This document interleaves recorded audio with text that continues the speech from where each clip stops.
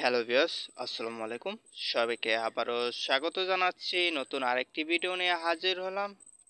তো দর্শক, আজকে আমরা আলোচনা করব বেগুন গাছে দ্রুত ফুল ফল কি কি দিলে আমাদের চলে আসবে। তো বিস্তারিত আমরা আলোচনা করব এই ভিডিওতে। তো দর্শক, প্রথমত আমরা বেগুন গাছের পরিচর্যা করব।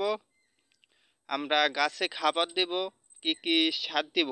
প্রথমত আমরা সার দিব urea, Bangla TSP, Bangla death, zinc sulphur, sulphate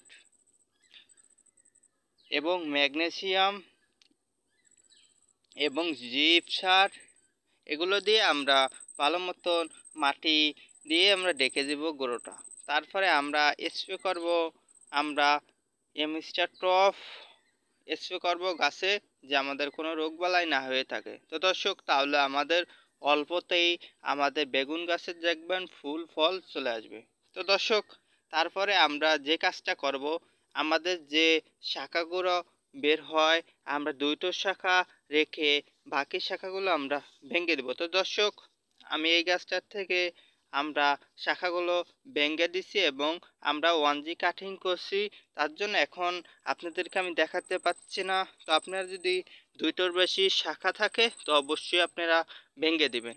তো সেই কারণে আমাদের ফুল ফল খুব তাড়াতাড়ি চলে আসবে এবং খুব সহজে আমরা অধিক ফলন পাবো। তো দর্শক, আমরা এক সপ্তাহ পরপরই আমরা এই এমিস্টার টপ ব্যবহার করব বেগুন গাছে। তাহলে আমাদের দেখবেন কোনো রোগবালাই এবং গাছের ফুল ফল চলে আসবে। তো দর্শক, এই গাছটার বয়স 1 মাস হয়েছে, 31 দিন আজকে দেখেন ফুল চলে আসছে। তো আপনারাও এরকম যদি পরিচর্যা করতে পারেন, অল্পতে আপনারা ফুল ফল চলে আসবে। তো দর্শক, আজকে এখানে বিদায় নিচ্ছি। সকলে ভালো থাকবেন। আল্লাহ হাফেজ। আসসালামু আলাইকুম।